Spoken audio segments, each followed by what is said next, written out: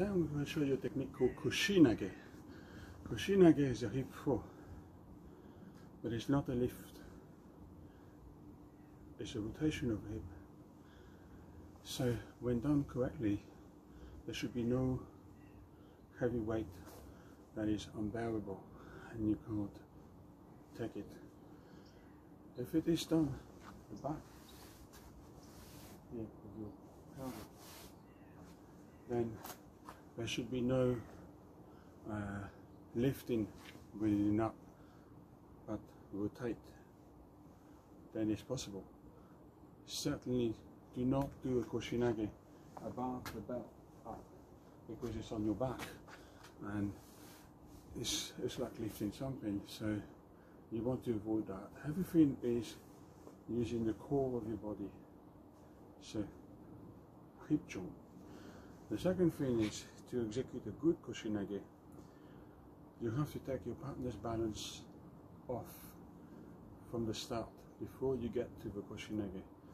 If a partner's balance is not affected, it's a very difficult technique to do, because if my balance is not affected or projected forward before the Koshi Nage, then if I'm fairly strong, I can block it.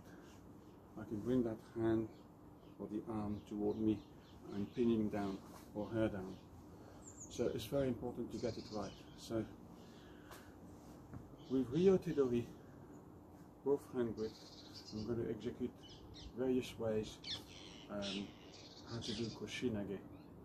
And the beauty about Iwama Aikido is there is a wide range of techniques that we can show in Sotai training without a partner, with accuracy and how the footwork takes place, and to get the maximum power from the hips. They are obviously Kihon, fluid form, but it requires a wase. If you do the Kihon without the wase, it's not the same. And that's the beauty about Iwama Aikido. We learn the basic, strong basic, and then you can move up to moving Aikido, fluid Aikido. But the strong basic gives you very clear benchmark, position of the hips, position of the feet, hands and the Kokyu, where the power takes place and how to find it. If you don't learn the Kihon form and you try to do straight away onto the moving Aikido, what you'll end up doing is very unclear footwork. That foot will be here because you'll be adapting continuously, and it's very difficult to teach beginners when there is no clear benchmark, and you end up doing something. What you see is movement of the arms, and actually it's movement of the hips always, with placement of the feet. Anyway, so I'm going to show you 3 different possibilities to do the Koshi Nage from Ryote Dori. So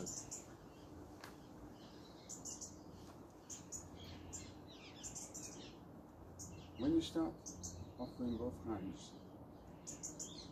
if you look at the hips, that's very important. When you offer one hand, this is a feeling. When you offer both hands, this is a feeling.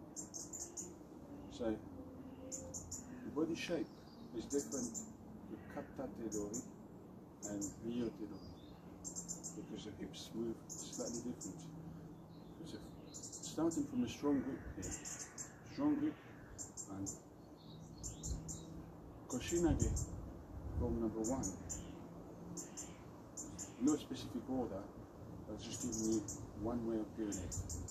You step in with the right hip forward. So you go into Itoremi. Itoremi, down.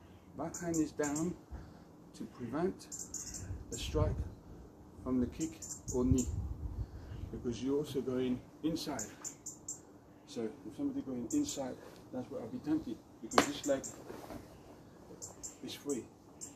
But if that hand comes in, you're stuck. That hand comes up, and then you have a form of the Koshi Nage immediately. So there, backhand grips on the inside. There. Now, you twist the hips. Twist the hips. Twist the hips. You need to see your hand. This hand up. So you never have that hand behind you. That hand in front of you. You twist the hips and then rotate. Rotate. Ready for the next attacker.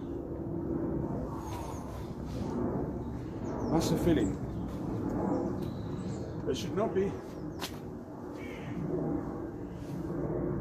something down here.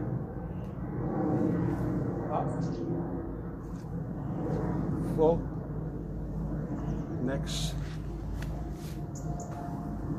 That's how you get the hat of it. Anyway, so from this side, Ryote Dori, down, backhand, grips, positioning,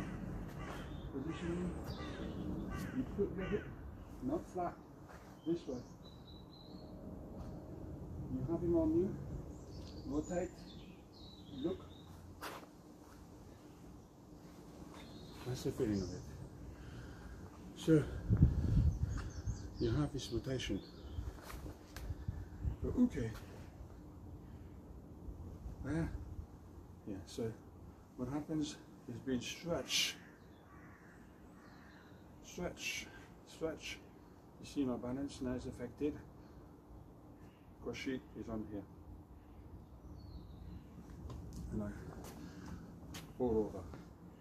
If Dori is making me fall. Possibility number 2.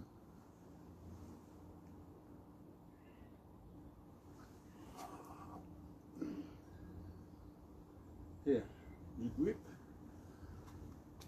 2 possibilities. You grip the forearm or you grip the gi. This is a possibility. Now, right hand grips also the arm. So he's in a very awkward position here. So, okay, he's this way. At this stage, when you're into this position, you extend your arm up, but from the left hip. Extend, extend, extend, extend, extend, extend. Now, here, you rotate,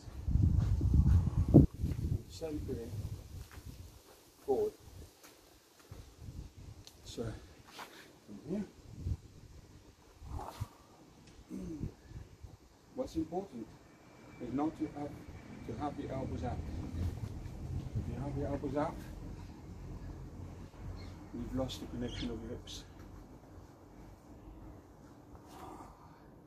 And you feel tight, much more connected with the hip. You move your right hip forward, forward, forward. And then you've got this position in, and then twist, twist, ready for the next attacker. This is the second form. The third form is like a Shihonage. The first 2 forms, uke falls here, there. The third form, the Koshi Nage, is done on the side of the body, So you've been lifted sideways, and I'll show you. You twist the hips because you can't grab the other hand. If uke is holding very strong, this is not possible. The only way to do it is twisting your left and Kokyu here. There. Now you have a grip. Straight in here. You keep watching this hand. ready for the next attacker. Yeah.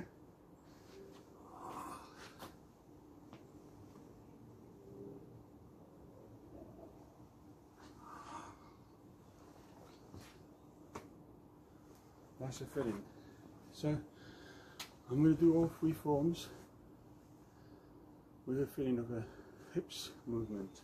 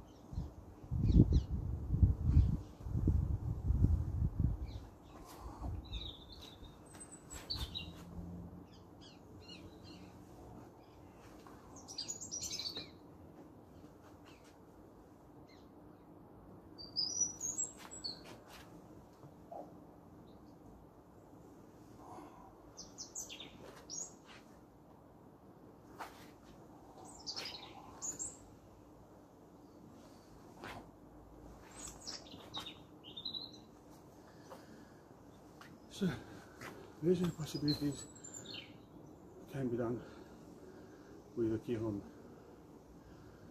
There is also a few variants that can be done, notably with this form, because you can do a Yonkyo, turning into Koshi, Yonkyo, to Koshi Nage.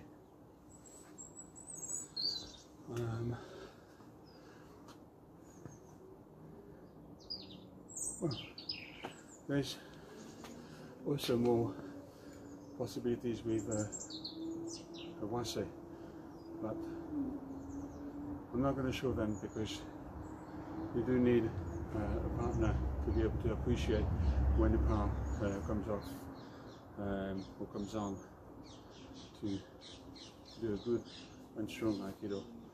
But the basic Sotai is something that anyone can do. The correct positioning of the hips, rotating, so you have this rotation taking place to do Koshi Nage. Anyway, I'd like to think this video has been very helpful for your personal training. Thank you for watching.